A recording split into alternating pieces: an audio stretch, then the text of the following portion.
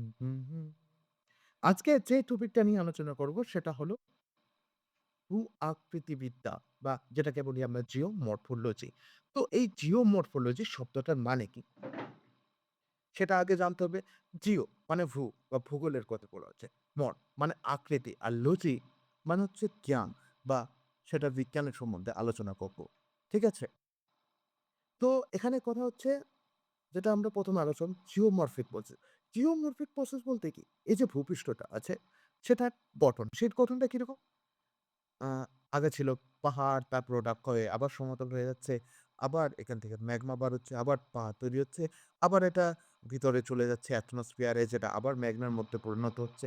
এই যে একটা চলমান প্রসেস, কখনো বড়ছে, কখনো ভাঙছে। এটাই হলো জিওমরফিক প্রসেস। বোঝা গেল? এবার আমরা যদি দেখি এই জিওমরফিক প্রসেসটা হচ্ছে কেন? এটার কারণটা যদি দেখি তাহলে এখানে আমরা পাবো এখানে ২ টো কারণ আছে। একটা হচ্ছে এন্ডোজেনিক ফোর্সেস আরেকটা হচ্ছে এক্সোজেনিক ফোর্সেস। তো এন্ডোজেনিক ফোর্সেস এর ক্ষেত্রে হচ্ছে যেটা অভ্যন্তরীণ শক্তি। আর এক্সোজেনিক যেটা হচ্ছে বাহ্যিক শক্তি। তো এবার আমরা আলোচনা করব এন্ডোজেনিক শক্তিটা কি, কি? তো এন্ড্রোজেনিক শক্তি যেটা আছে না সেটা দুটো সোর্স আছে। একটা হচ্ছে রেডিও অ্যাক্টিভ থেকে আরেকটা হচ্ছে প্রিমোরডিয়াল থেকে। তো রেডিও অ্যাক্টিভ দিকেটা কি? এই যে উম এই যে পৃথিবীপৃষ্ঠ আছে, কেন্দ্রবিন্দু আছে। তো এই কেন্দ্রবিন্দুতে আ চৌম্বকীয় তরঙ্গ তৈরি হচ্ছে। সো এখানে যে একটা চৌম্বকীয় তরঙ্গ সৃষ্টি হচ্ছে তার ফলে যে রেডিয়েশনটা বার হচ্ছে, যে হিটটা আছে অ্যাটমসফিয়ারে মেঘনা, তারপর এখানে যে কোর বা কেন্দ্রমণ্ডলে সেখানে যে তৈরি আছে, তারপর অ্যাটমসফিয়ারে যেটা আমরা ম্যান্টল বলি ওর একটা স্তর, অ্যাটমসফিয়ারে যে ম্যাগমা আছে। তো এগুলো থেকে তো প্রচুর পরিমাণে হিট আসছে। তো এই পৃথিবীর অভ্যন্তরে যে হিটটা আসছে সেটাও তো বেরিয়ে আসছে।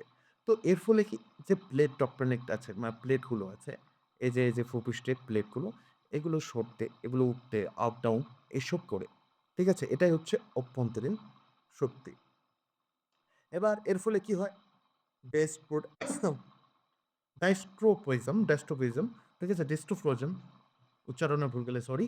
এবার হচ্ছে পৃথিবীর এখানে কি হচ্ছে ডেস্টোপিজম মানে আকৃতি তাকে দিচ্ছে বিভিন্ন রকম। আ যেমন উত্থান হচ্ছে, ভাঁজ হচ্ছে বা গঠনের পরিবর্তন হচ্ছে। তো এই অ্যান্ডোজেনিক প্রসেস এর ফলে কি হয়? এক হচ্ছে অর্গানিক মুভমেন্ট। এর ফলে কি হয়? অর্গানিক মানে হচ্ছে আকৃতি। আকৃতির যে মুভমেন্ট হচ্ছে এর ফলে কি হচ্ছে? পর্বত পতন হচ্ছে। তারপর হচ্ছে এখানে বিরাট উত্থান ভূখণ্ডের সৃষ্টি হচ্ছে বড়, বড়। এরপর কি হচ্ছে? ভূমিকম্প হচ্ছে। এরপর ভ্যালকানো তো রয়েছে। যেমন এখানে ছবিতে দেওয়া আছে। এগুলো হচ্ছে অ্যান্ডোজেনিক ফোর্স এর কাজ। এবার আমরা চলে আসবো এক্সোজেনিক ফোর্স এর দিকে। যেটাকে আমরা বলি বাংলায় বাহ্যিক শক্তি। ঠিক আছে? হুম। হুম, তো বাহ্যিক শক্তি যেটা পৃথিবীর অভ্যন্তরীণ থেকে আসছে না। সেটা হচ্ছে বাহ্যিক শক্তি। তো বাহ্যিক শক্তির ফলে কি হয়? ভূমির ক্ষয় আর ভাঙন। যেমন দেখা গেল এইখানে আছে, এটা একটা মাটি আছে। ঠিক আছে? তো এই যে পাহাড়টা আছে, এর যে হাওয়া পড়বে, পড়ে মাটিটা ক্ষতে থাকবে কিংবা এর উপর দেখা গেল জল নেমে আসলো। ঠিক আছে? তো এখান থেকে মাটিটা তো ধুয়ে নিয়ে যাবে। বা সমুদ্রের ঢেউ যদি এখানে পড়তো তাহলে সমুদ্রের ঢেউ মাটিটাকে ক্ষইয়ে দিবে। তারপর গ্রাউন্ড ওয়াটারও আছে। যেখানে নিচে জল আছে, হঠাৎ করে এখানে গ্রাউন্ড ওয়াটার বেশি হয়ে গেল, তো জল জমে যাবে। তো তার ফলে কি এখান থেকে মাটি ক্ষয়ে যাবে। ঠিক আছে? এটা হচ্ছে এক্সচেঞ্জ করা। ডেনুটেশন হচ্ছে মাটিকে ক্ষয়ে যাওয়া বা অপসারণ হওয়ার প্রক্রিয়াটাই আমরা বলছি ডেনুটেশন। ঠিক আছে? তো এর বাহ্যিক এজেন্টগুলো কি? রানিং ওয়াটার, প্রবাহিত জল যেটা বললাম। ঠিক আছে? প্রবাহিত জল আর কোথায় থাকে? সেটা হচ্ছে নদীতে একটা। নদী হলো এর ভালো উৎস। ঠিক আছে? এছাড়া হাওয়া আছে। এছাড়া হচ্ছে ওয়েভস আছে। মানে সমুদ্রের ঢেউর কথা বলা হচ্ছে। এছাড়াও গ্রাউন্ড ওয়াটারও আছে। আর এইসব বাহ্যিক শক্তির, ঠিক আছে? প্রধান উৎসকে এই সূর্যমানব। ঠিক আছে? এবার এখানে আমরা দেখি, এখানে হচ্ছে অ্যান্ড্রোজেনিক আর এক্সোজেনিক। এবার একটা এখানে কনসেপ্ট বোঝার জিনিস আছে। সেটা হচ্ছে এই যে আমাদের হিমালয় আছে। হিমালয় কি শুধু কি বাড়তেই যাচ্ছে? পর্বতটা কি বড় হতেই আছে? তা তো নয়। এটা তো ক্ষয়ও হচ্ছে। কিন্তু এখানে অ্যান্ডোজেনিক বা অভ্যন্তরীণ যে শক্তিটা আছে, এক্সোজেনিক শক্তির থেকে বেশি আছে। ফলে কি হিমালয়টা গঠন হচ্ছে, ক্ষয়ও হচ্ছে একসাথে, ঠিক আছে? তো গঠনটা যেহেতু বেশি হচ্ছে কারণ অ্যান্ডোজেনিক শক্তিটা বেশি এক্সোজেনিক্স এর শক্তির থেকে। এবার আমরা চলে আসবো আরাবল্লীর দিকে। উহু। আরাবল্লীর ক্ষেত্রে কি হচ্ছে? এক্সোজেনিক শক্তিটা বেশি অ্যান্ডোজেনিক এর ফলে। তার ফলে কি আরাবল্লীটা ক্ষয় হতে শুরু করেছে। ঠিক আছে? উম এবার আসবো আমরা রানওয়াটার নদী। ইয়েস, এইখানে এই টপিকটাতে। ওয়েদারিং আর মাস মুভমেন্ট এর ক্ষেত্রে। আ আ হুম, উম উম ওয়েদারিং মানে অভাবিকার। অভাবিকার কি হয়? এটা একটা ইন সিতু প্রক্রিয়া। ২ রকমের প্রক্রিয়া হয়। ইন সিতু আর এক্স সিতু। ইন সিতু মানে একই স্থানে হবে। ঠিক আছে? আর এক্স সিতু মানে অন্য স্থানে হতে পারে। ঠিক আছে? মানে অন্যত্র হবে। একই স্থানে হবে না। তো এটা হচ্ছে আবহাওয়া আর জলবায়ুর উপাদান দিয়ে এটা সৃষ্টি হয়েছে। মানে ওয়েদারিং প্রক্রিয়া, এই যে পাথরটা খসে যাওয়া, এটা হচ্ছে ইন সিতু প্রক্রিয়া। কারণ এ তো সরবে না পাহাড়টা। ঠিক আছে? তো ওয়েদারিং এর ধরন একটা হচ্ছে তো একটা হচ্ছে কেমিক্যাল ওয়েদারিং। দেখা যাচ্ছে যেখানে কেমিক্যাল রিঅ্যাকশন যেমন যেমন দেখা যাচ্ছে অক্সিডেশন হচ্ছে। FO3 ঠিক আছে? FaO2 sorry. FaO2 মানে অক্সিডেশন হচ্ছে পাথরের মধ্যে জায়গায়, জায়গায় তো লোহারও মিশিয়েছে। তো অক্সিডেশন হতে ওখানে ক্ষয়ে যাচ্ছে। এটা একটা কেমিক্যাল প্রসেস হয়ে গেল। তাছাড়া ফিজিক্যাল প্রসেস যেমন একটা পাথরে হিট হচ্ছে, এসে ঠান্ডা জমছে। আবার তো পাথরটা কখনো সঞ্চিত হচ্ছে, কখনো প্রসারিত হচ্ছে। তো এর ফলে কি পাথরটার মধ্যে না অপসারণ হচ্ছে। তো ফিজিক্যাল বা মেকানিক্যাল কারণেও হতে পারে। এছাড়া হচ্ছে বায়োলজিক্যাল মানে গাছ-পাছ অনেক কিছু হচ্ছে যেটা মাটি থেকে খুঁড়ে নিচ্ছে বা গাছটা কাটার ফলে অনেক সময় মাটিতেও পুড়ে যাচ্ছে, এইসব জিনিস। এর এরপর আছে এক্সফোলিয়েশন। এক্সফোলিয়েশন কি অনেকটা না এরকম পেঁয়াজের মতো ধীরে অপসারণ হবে। ঠিক আছে? একটা করে কষা করলো। কারণ একটা করে স্তরের মতন আছে পাথরগুলো। ঠিক আছে? এরপর আমরা দেখব মাস মুভমেন্ট। মাস মুভমেন্টে কি হয়? ল্যান্ডস্লাইড হয়। এটা কি? যে শিলা মাটি ঢাল বরাবর নিচের দিকে সরে যায়। এই যে এখানে আছে, দেখা গেল এই এরকম করে একটা পাথর এরকম করে একটা ছোট পাথরের আটকে আছে। এখানে গ্র্যাভিটি টানছে। কোনো কারণে এটা পড়ে গেল। তো উপরের এই যে পাথরগুলো পড়বে, এগুলো পড়ে যাচ্ছে। তো এটাতে কি হবে? এর ক্ষেত্রে আমরা যেটা দেখব ল্যান্ডস্লাইডও হয়। আর মাস মুভমেন্টে এটা ঘটে। তো এর প্রধান শক্তির কারণ হচ্ছে গ্র্যাভিটি। এবার ২ ধরনের মাস মুভমেন্ট হয়। একটা ধীর গতিতে, একটা খুব স্পিডে। ঠিক আছে? ধীর গতিতে এটা হচ্ছে ক্রিপ। এক্ষেত্রে কি হয়? ধীরে কণা ঢালবর সরে যায়। এরকম কণা ধীরে ছিটছে। ঠিক আছে? তারপর হচ্ছে শরীর প্রোগ্রেশন। এটার দিকে ধীর গতিতে ভেজা মাটির উপর। এই যেখানে ভেজা আছে মাটিটা, তার উপর ধীরে ঢাল বরাবর সরতে থাকে। যেমন মাস মুভমেন্ট যেটা খুব স্পিডে হয় সেটার ক্ষেত্রে কি দেখতে পাই? আমরা ল্যান্ডস্লাইড দেখতে পাই, অ্যাভালাঞ্চ দেখতে পাই মানে তুষার যে ভেঙে পড়ে যায় সেগুলো দেখতে পাই, আর্ট ফ্লো দেখতে পাই আর মাড ফ্লো দেখতে পাই। উহু, হুম। এবার আমরা আসবো নদীর ক্ষেত্রে।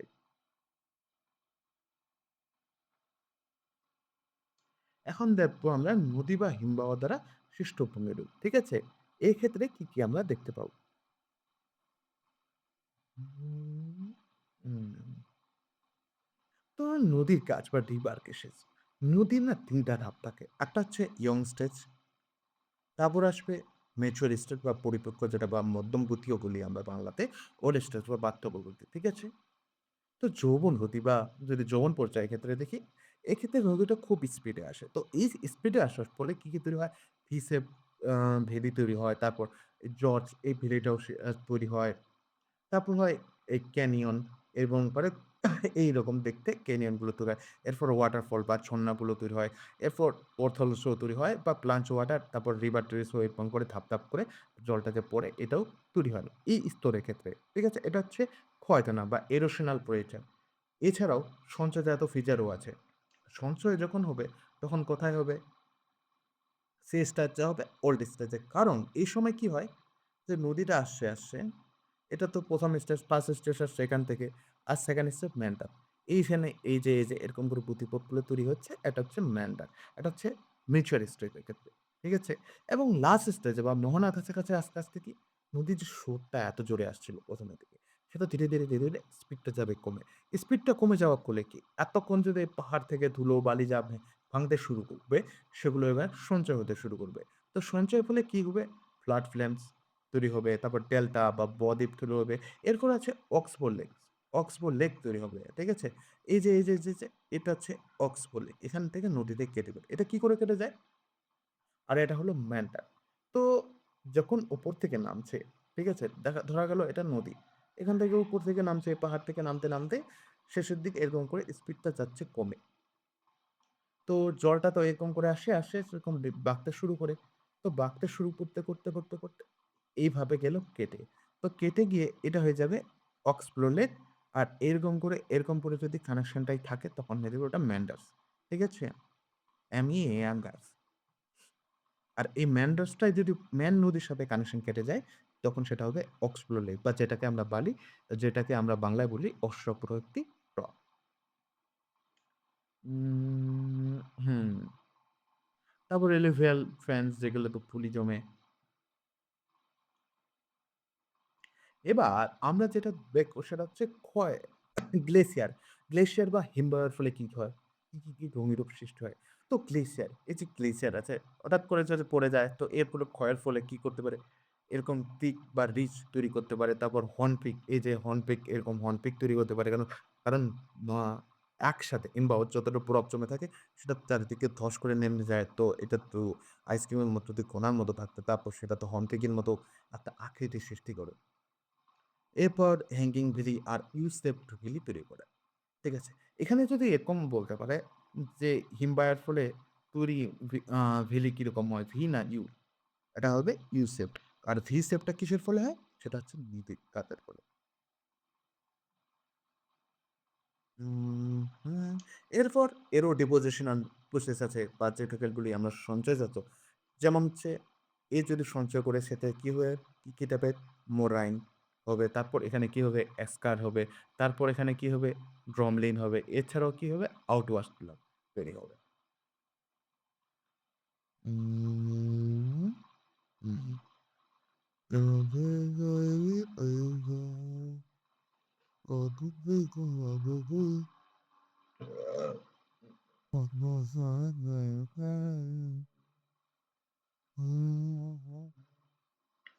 এরপর আমরা পড়বো গ্রাউন্ড ওয়াটার, সি ওয়েভস আর ওয়াইন্ড দ্বারা মানে হাওয়া দ্বারা কি ভূমিরূপ সৃষ্টি হয়। এরপরে আমরা কিন্তু চলে যাবো জাম্প করে যাবো প্রশ্নতে। ঠিক আছে? তখন কোশ্চেন অ্যান্সার করতে। তো গ্রাউন্ড ওয়াটার বা সি ওয়েভস এর দ্বারা কি তো গ্রাউন্ড ওয়াটার ল্যান্ডফর্ম এর দ্বারা কি হয়? এটা সাধারণত চুনাপাথর ও ডলোমাইট অঞ্চলে দেখা যায়। ঠিক আছে? আ আপনারা তো এটা কিসের জন্য হয়? বৃষ্টির জল মানে CO2 কার্বনিক এসিড হয়ে যায়। তা থেকে শিলাকে দ্রবীভূত করে। মানে এই যে পাথরগুলো আছে না? রিঅ্যাক্ট করতে শুরু করে। তো এখানে এর ফলে কি তৈরি হয়? ভূগর্ভস্থ গুহা আর সুড়ঙ্গ তৈরি হয়। আর এটা কোথায় দেখা যায়? রাষ্ট্রপ্রপাতি অঞ্চলগুলোতে। তো এরোশনাল ফিচার এর মধ্যে কি হয়? যেটা মানে এরোশনাল বা ক্ষয়জাত ফলে যেটা কি হয়?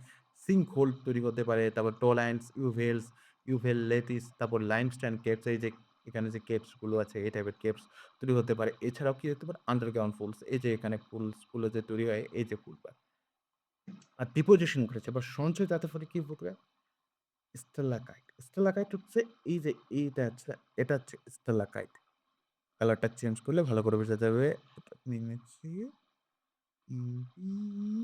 ব্লাক এন্ড এই স্তরটা এই উপরেরটা উপর থেকে ঝুলছে এটা হচ্ছে স্টেলাকাইট। আর নিচের থেকে যদি ধুলে উপরের দিকে এভাবে এটা হলো স্ট্যালাকটামাইট। আর এটাকে পুরোপুরি আমরা একসাথে বলছি পিলার বা কলম। ঠিক আছে? বোঝা গেল?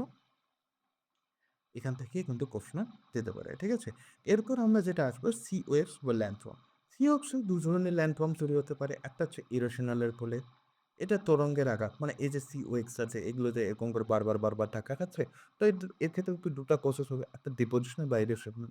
একটা ইরোশনাল মানে বা ক্ষয়জাত। ক্ষয়জাত ফলে কি হয়? সি ক্লেভ তৈরি হয়। সি সি কেভস তৈরি হয়, সি আর্ট তৈরি হয়, সি স্ট্যাক তৈরি হয়। আর টিবেট-সুলতান থিয়েটারের পরে কি তৈরি হয়? এরকম বিচেস তৈরি হবে, তারপর স্যান্ড ডান্স শুরু হবে, বার্জ তৈরি হবে, ভেরিয়ার আইল্যান্ড তৈরি হবে, এছাড়াও স্পিড তৈরি হবে। এবার আসবো আমরা বাইন্ড বা বায়ুর কাজের ফলে কি তৈরি হয়? তো বায়ু প্রধানত কি করে? শুষ্ক ও মরুভূমি অঞ্চলে কাজ করে। কোথায় কাজ করে? শুষ্ক আর মরুভূমি। কারণ ওখানে তো বেশি ল্যান্ড বা গাছ-গাছড়া না থাকার জন্য বায়ুটা কাজ করার জন্য ব্রিথিং স্পেসটা পায় বা বাধাটা কম পায় বলা চলে এক কথায়। তো বালু কি করে পরিবহন করে? ভ্যালিডেশন, সাসপেনশন এবং টিপ প্রক্রিয়া শুরু করে। তো এরোশনাল বা ক্ষয়জাত প্রক্রিয়াতে আমরা কি দেখতে পাবো? এই যে পিডি প্লেন দেখতে পাবো, এছাড়া প্লেস দেখতে পাবো, এই মাশরুম রক এই যে এরকম মাশরুম রকের তৈরি হয়। ঠিক আছে? এছাড়া দেখতে হবে পেস্টেল রক। এরপর ডিপোজিশন এ কি দেখতে পাবো? স্যান্ড ডান, বারকান ডান, সেপ ডান এর মতো ভূমিরূপ আমরা দেখতে পাবো। হুম, হুম, হুম, হুম, হুম, হুম। এখানে শেষ। এবার যাবো আমরা প্রশ্নে। তো ২০১১ সালে কি আসছিল? সেটা হচ্ছে পৃথিবীর অভ্যন্তরীণ শক্তির ফলে কোনটি ঘটে? কোনটি ঘটে? পর্বত গঠন। এই যে অভ্যন্তরীণ যেটা আমরা বলি এন্ডোজেনিক এনার্জি যেটা আমরা ১ম এই করলাম। তার ফলে কি হচ্ছে? পর্বত গঠন। ঠিক আছে? নদীর বৃদ্ধ অবস্থায় কিরূপ ভূমি দেখতে যায়? যেমন হিসেব বিলি হবে না। কারণ হিসেব বিলি আমরা কোথায় দেখতে পাই? নদীর যৌবন পর্যায়ে। তখন কেন হবে? কারণ ওটাতে জলের গতিটা স্পিডে থাকে। যে নদীর যে গতিটা আছে বা জলটা যেই স্পিডে নিয়ে আসে সেটা বেশি স্পিড। তো ওটাতে তার জন্য ওখানে ভিসেপ তৈরি হয়। তারপর ওয়াটারফল ওটাও সেই স্টেজেই দেখা যায়। তো আমরা এটা দেখতে পাবো অক্সফোর্ডের কোথায়? লাস্ট স্টেজে আ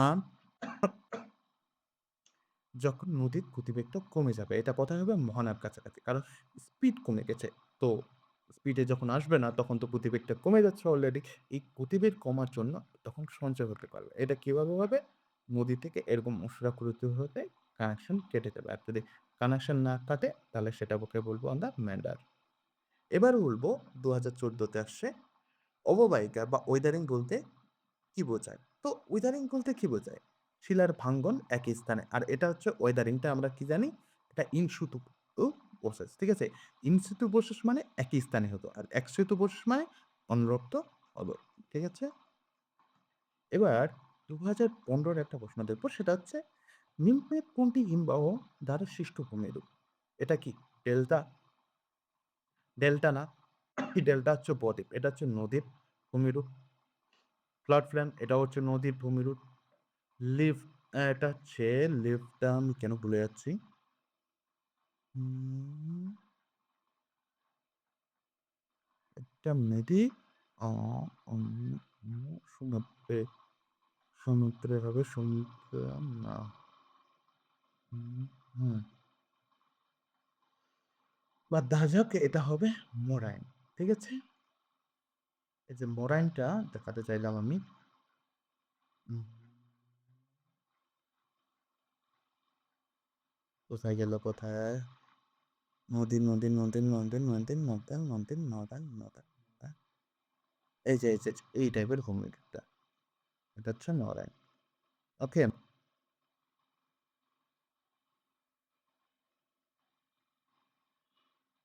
এবার আমরা আসবো সে ২০১৬ প্রশ্নের দিকে। তো নদীর যোগান পর্যায়ে কিরূপ ভূমি দেখা যায়? Flood plan? না, এটাও লাস্ট স্টেজে। ম্যান্ডার? এটাও না। এটা হচ্ছে মিডিয়াম স্টেজের ডেল্টা। এটা হচ্ছে লাস্ট স্টেজে মানে বৃদ্ধ অবস্থায়। তো আমরা এখানে দেখব ওয়াটারফল বা ঝরনা। এটা কারণ যৌবন পর্যায়ে দেখা যায় বা ইয়ং স্টেজে। এবার বায়ুর ক্ষয়ের ফলে কোনটি তৈরি হয়? বায়ুর ক্ষয়ের ফলে কোনটি হয়? ডেল্টা এটা নদীর ফলে, মোরাইন এটাও নদীর ফলে। এখানে হবে মাশরুম লব। মাশরুম লব দেখতে কেমন হয়? মাশরুমের মতো। কারণ হয় এই যে এটা মরুভূমি এরিয়াতে দেখা যায়। মরুভূমিতে বাধা না পাওয়ার জন্য পাথরের মধ্যে বায়ুর বারবার বায়ুটা ধাক্কা লাগে। ধাক্কা লাগার ফলে কি নিচের স্তরটা খসে যায়। এবার ২০২১ এর প্রশ্নের দিকে আসবো। মাস মুভমেন্টের প্রধান কারণ কি? এটা হবে মাধ্যাকর্ষণ। এবার কোনটি সঞ্চয়জাত ভূমিরূপ? জর্জ এটাও ক্ষয়জাত। ক্যানিয়ন এটাও ক্ষয়জাত। ক্লিফ এটা সমুদ্রে ক্ষয়জাত। এখানে হবে ডেল্টা। ডেল্টার বাংলা কি? সেটা হচ্ছে বদ্বীপ। ঠিক আছে?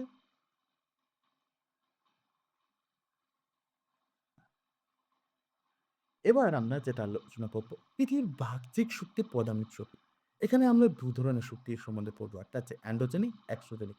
এন্ডোজেনিক এর কারণ কি? পিরামিডিয়াল হিট আর রেডিওঅ্যাক্টিভ ডিকে। ঠিক আছে? তো চাঁদ হবে না, বায়ু হবে না, সমুদ্র হবে না, এটা হবে সূর্য। এবার ডেনিটেশন বলতে কি বোঝায়? এখানে হবে ক্ষয় ও অপসারণ। এটা আমরা কোথায় পড়েছি? ওয়েদারিং এর ওখানে। ঠিক আছে? এবার ২০১৬ এর প্রশ্নের দিকে আসি। ভিগ আকৃতির উপত্যকা কোন প্রক্রিয়া হয়? সেটা হবে নদী ক্ষয়। আর হিমবাহ ক্ষয়তে কি হয়? ইউ আকৃতি। ঠিক আছে? এবার বলছি ২০১৬ প্রশ্ন। নদীর বাক্যে কি বলা হয়? নদীর বাক্যে বলা হয় মেন্ডার। আর মেন্ডারের যদি কানেকশনটা বাকনিতে যদি কাটে যায় সেটা হবে অক্সপ্লো। বারবার আসতে পারে প্রশ্ন নদী থেকে, তাই নদীটা একটু বেশি ইম্পোর্টেন্ট দিয়ে পড়া উচিত।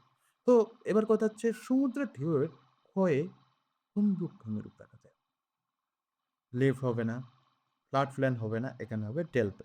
ডেল্টা হবে না, এখানে হবে ক্লিপ। ক্লিপ হচ্ছে এই যে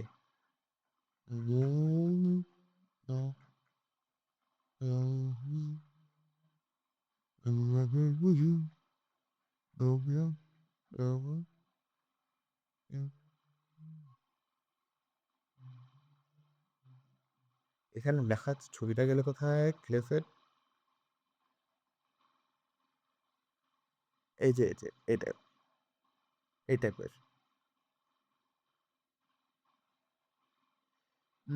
এবার ২০১৮ প্রশ্নে চলে আসি। তো নিম্নের কোনটি নদীর সঞ্চয়জাত কেন্দ্র?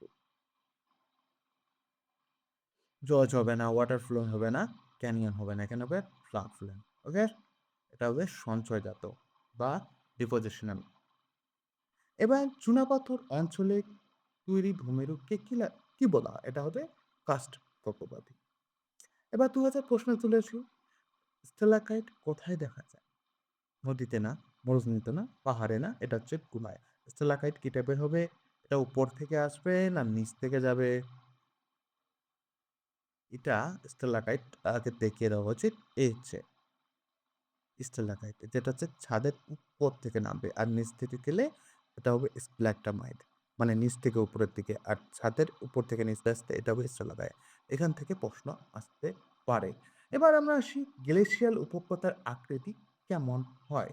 তো গ্লেশিয়াল উপত্যকার আকৃতির মধ্যে ইউ শেপ। ঠিক আছে? আর ভি শেপ কিসে হবে? নদীর।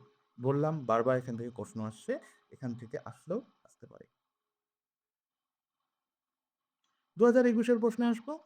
কোনটি হিমবাহের সঞ্চয়জাত খনি? এখানে হবে ডাউন লিম। ক্যানিয়ন এটা ক্ষয়জাত। ঠিক আছে?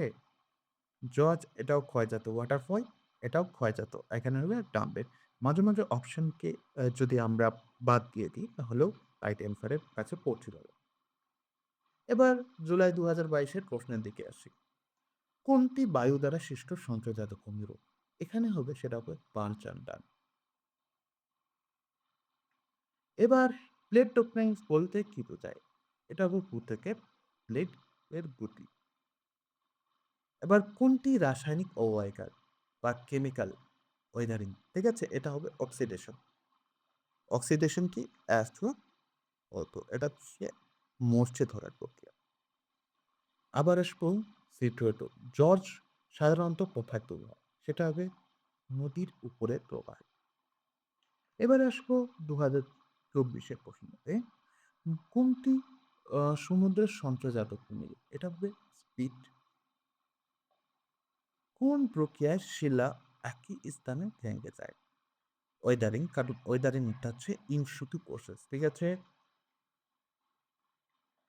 আরেকবার আসি, মাস মুভমেন্টের উদাহরণ কোনটি? এটা হচ্ছে রিভার এরিশন না, ডেল্টা ফরমেশন না, ম্যানটাও না, এটা হবে ল্যান্ডস্লাইড। আর মাস মুভমেন্টের শক্তির উৎস কি? গ্র্যাভিটি। নিম্নে কোনটি নদীর ক্ষয়জাত কুমির? এটা হবে ক্যানিও।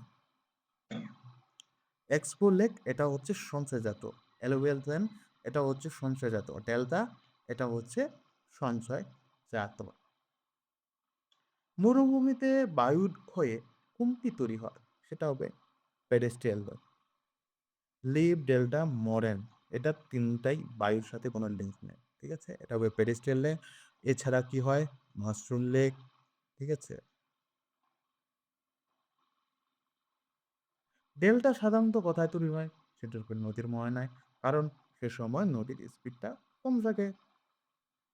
তো আমরা এখান পর্যন্তই আলোচনা করব। আজকের ভিডিওটা আমরা এখানেই ইতি দিয়ে দেব। আশা করি ভিডিওটা ভালো লাগবে।